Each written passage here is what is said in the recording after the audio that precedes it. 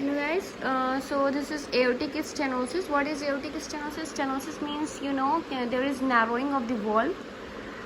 So aortic valve में narrowing हो जाती है जिसे हम कहते हैं aortic stenosis. When aortic valve doesn't open fully during ventricle systole, left ventricle systole, and it produces impediment of forward flow of blood from ventricle to aorta, then it is called aortic stenosis. Of course जब left ventricle में left ventricle systole कर रहा है, systole हो रही है left ventricle में और ब्लड आगे नहीं जा रहा है, वो क्यों नहीं जाता है? Because of not fully opened aortic valve, because वहाँ पे स्टेनोसिस हो चुकी है, इस वजह से फॉरवर्ड फ्लो नहीं हो रहा है, उसे हम कहते हैं एओर्टिक स्टेनोसिस, नैरोइंग हो जाती है. और the main common cause is rheumatic heart disease. Mostly congenital भी होता है एंड रूमेटिक हार्ट डिजीज़ भी इफेक्ट करती है, but rheumatic heart disease mostly effect the mitral valve because that is the most common valve which is affected by rheumatic heart disease, and aortic valve is the second most common valve. Okay, so this and second cause होता है congenital. Congenital cause होता है जिसमें congenital abnormality होती है. Normally क्या होती है कि एओर्टिक वॉल्व जो होती है वो ट्राइकस्पिड वॉल्व होती है, बट वो कंजेनाइटली बाइकस्पिड वॉल्व हो जाती है जो कि फ्यूज्ड वॉल्व होती है. तो ऑफ कोर्स वहाँ पे stenosis, that is called stenosis. Okay, now third is congenital supravalvular aortic stenosis, in which valve के ऊपर डायफ्राम प्रेजेंट होता है by birth. Small diaphragm present होता है जिसे हम सुप्रावेल्वुलर स्टेनोसिस कहते हैं, जिसकी वजह से यहाँ पे ब्लड प्रॉपर फ्लो नहीं कर पाता है. इसी तरह से सब वेल्वुलर स्टेनोसिस होती है, कंजेनाइटल होती है वो भी. वो जो वॉल्व होती है एओर्टा की वॉल्व, तो below the aortic valve it is present diaphragmatic structure sub valvular stenosis, which also it is also hindrance for forward flow of blood. Okay, now in young adults में ये mostly होता है calcific valvular disease हो जाती है. It is mostly because of alcohol और some immune auto immune also. But calcific valvular disease में क्या होता है, फर्स्टली इन्फ्लेम करती है, inflammation of valve.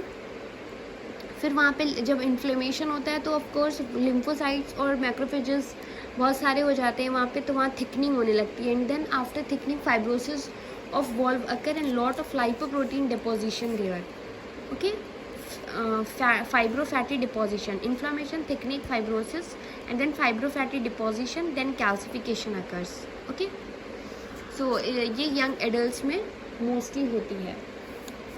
Now these were all the causes, and when aortic stenosis happens, then hypertrophy in left ventricle happen, and which is what we called it is asymmetric hypertrophy, because it is only occur in left ventricle.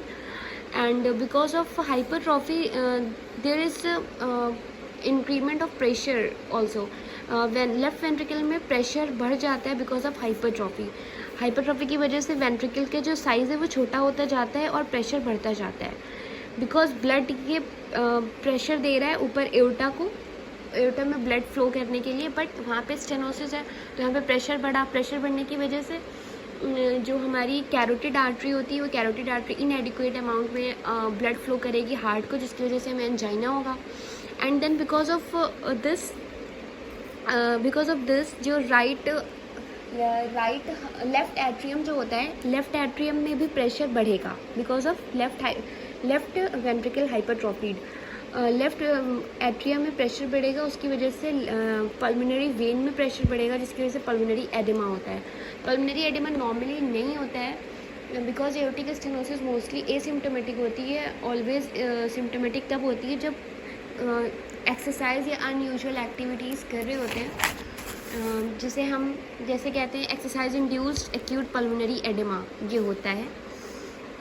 So this is clinical feature.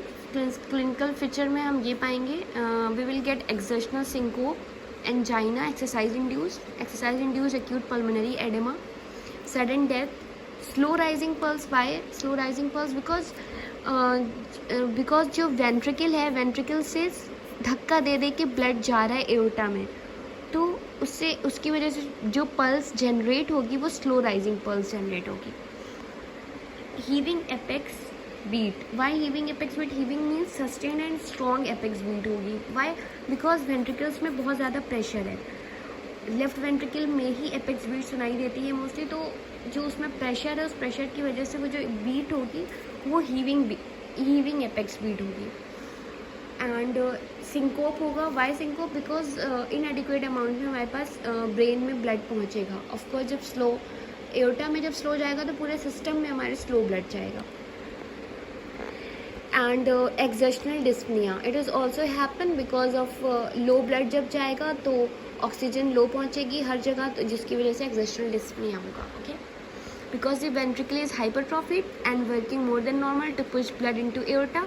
Pressure is more in ventricle and less blood is going to aorta, so less oxygen is going to the body and oxygen demand is more. Okay, what is investigation? It is mostly ECG. ECG we will find ST segment